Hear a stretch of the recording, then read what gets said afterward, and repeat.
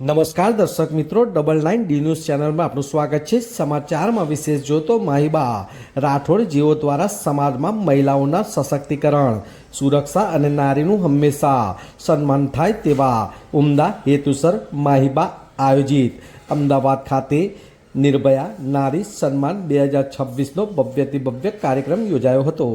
અમદાવાદ ખાતે આયોજિત આ કાર્યક્રમમાં ગુજરાત અને ગુજરાત બહારથી મોટી સંખ્યામાં મહિલાઓ ઉપસ્થિત રહી હતી। સુરત, વડોદરા, રાજકોટ, અમદાવાદ, લુણાવાડા જેવા વિવિધ ગુજરાતના વિવિધ શહેરોમાંથી અને અન્ય રાજ્યોમાંથી વિવિધ સેવાકીય પ્રવૃત્તિઓ સાથે જોડાઈ સમાજ સેવા, લોકસેવા કરતી લગભગ 100 ઉપર મહિલાઓને માહીબા તેમજ ઉપસ્થિત મહાનુભાવોના હસ્તે એવોર્ડ, મેડલ, ભેટ અને સન્માનપત્ર અર્પણ કરી સન્માનિત પણ કરવામાં આવ્યા હતા। આ કાર્યક્રમ માટે માહીબા રાઠોડ જેવા પ્રભાવશાળી નારી વ્યક્તિત્વ ધરાવતા હોય જેઓએ બીજા નારીઓના સન્માનનું બીડું ઝડપ્યું હતું। આ કાર્યક્રમનો મુખ્ય ઉદ્દેશ સ્ત્રી સુરક્ષા, આત્મગૌરવ અને સ્વનિર્ભરતાનો હતો। આ કાર્યક્રમના મુખ્ય મંચસ્થ અતિથિ એવા અધ્યક્ષ સ્થાને રિટાયર્ડ એન્ડ સેશન કોર્ટના જજ સાહેબ શ્રી માનનીય સુરેશ સિંગલ સાહેબની ખાસ ઉપસ્થિતિમાં કાર્યક્રમ સફળતાપૂર્વક સંપન્ન થયો હતો।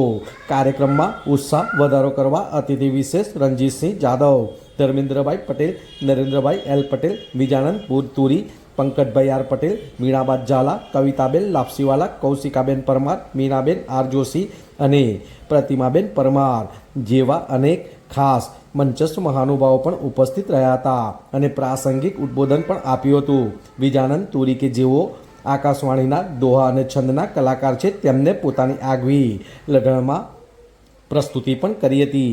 આ કાર્યક્રમમાં કિન્નર સમાજનું ગૌરવ એવા અર્ધનારી પાયલબેન રાઠવા તેઓ પણ ખાસ ઉપસ્થિત રહ્યા હતા અને તેમને હૃદયસ્પર્શી પ્રાસંગિક પ્રવચન પણ આપ્યું હતું। ત્યારે આ પ્રસંગે તેઓનું પણ સ્વાગત તેમજ સન્માન કરીને એવોર્ડ આપીને સન્માનિત કરવામાં આવ્યા હતા।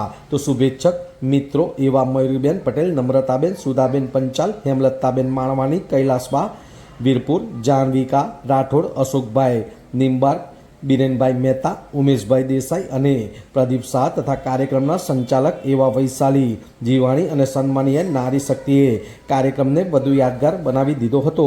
માહી ફાઉન્ડેશનના આયોજક એવા માહીબા રાઠોડ કે જેમને આ કાર્યક્રમ માટે સપનું જોયું હતું તે ફળીભૂત થતાં નજરે જોવા મળ્યું હતું।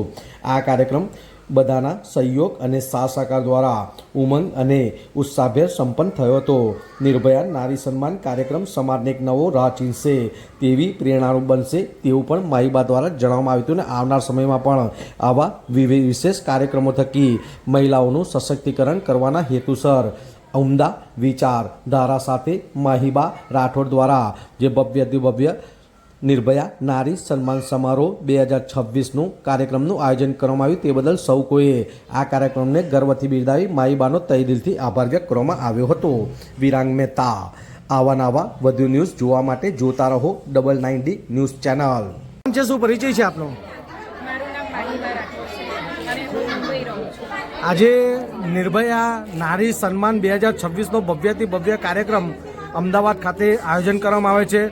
વિવિધ સ્ટેટમાંથી, વિવિધ શહેરોમાંથી, વિવિધ ગામોમાંથી, વિદેશથી પણ મોટી સંખ્યામાં મહિલાઓ ઉપસ્થિત રહી છે અને આજે નારી સન્માનના કાર્યક્રમની અંદર અનેક મહાનુભાવોની ઉપસ્થિતિમાં ભવ્યથી કાર્યક્રમનું આયોજન કરવામાં આવ્યું છે અને સફળતાપૂર્વક પરિપૂર્ણ થયો છે। કોને શ્રેય આપો છો, શું કહેવા માંગો છો?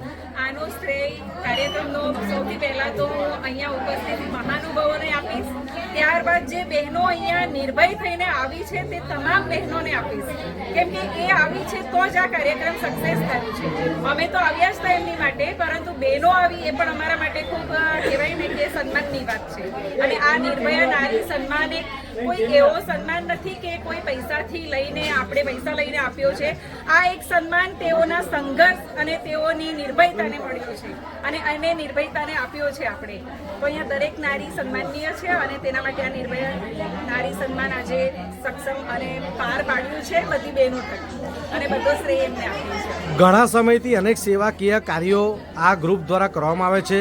આવનાર સમયમાં શું આયોજન છે?